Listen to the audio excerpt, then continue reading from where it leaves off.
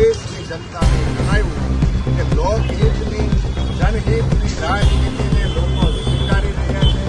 આમ આદમી પાર્ટીની રાજનીતિને લોકો પ્રથમ પસંદ કરી રહ્યા છે. ત્યારે પંજાબની સાથે સાથે આખા દેશની જનતાને, પંજાબની જનતાને, ગુજરાતની જનતાને આમ આદમી પાર્ટી અભિનંદન પાઠવું છું. તમામ ક્રાંતિકારી સેનાનીઓને, આમ આદમી પાર્ટીના ક્રાંતિકારી સાથીઓને અભિનંદન. તરીકે આપણે ભારતના લોકોની પસંદ કરી રહ્યા છીએ એ બદલ તમામ સાથીઓને અભિનંદન. જય હિન્દ, જય જય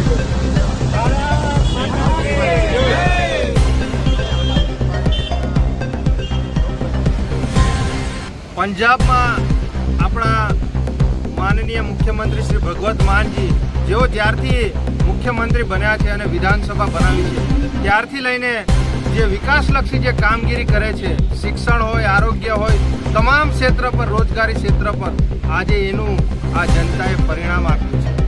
આપણે 803 સીટો તાલુકા પંચાયત અને જિલ્લા પંચાયતમાં ત્યાં આગળ બેસાડી છે.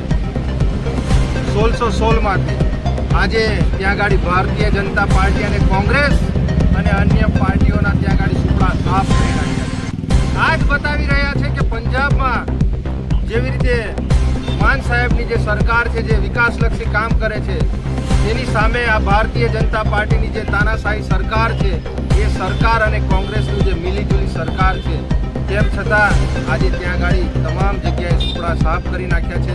જનતા હવે ગુજરાત હોય, પંજાબ હોય, સમગ્ર વિસ્તારમાં આજે તમામ જનતાઓ જાગૃત થઈ ગઈ છે અને જે આ બેરોજગારીથી લઈ અને આ ભારતીય જનતા પાર્ટીની જે તમામ જે લોભ લાલચથી કંટાળી અને જનતા હવે આમ આદમી પાર્ટી તરફ વળી રહી છે, એનો જીવતો જાગતો ઉદાહરણ તમે આ પંજાબનું ઇલેક્શન જોયું હશે. એ પંજાબના ઇલેક્શનમાં આજે 303 સીટો જે આમ આદમી પાર્ટી જીતી છે એ બાબતે આજે અમે અહીંયા ગાડી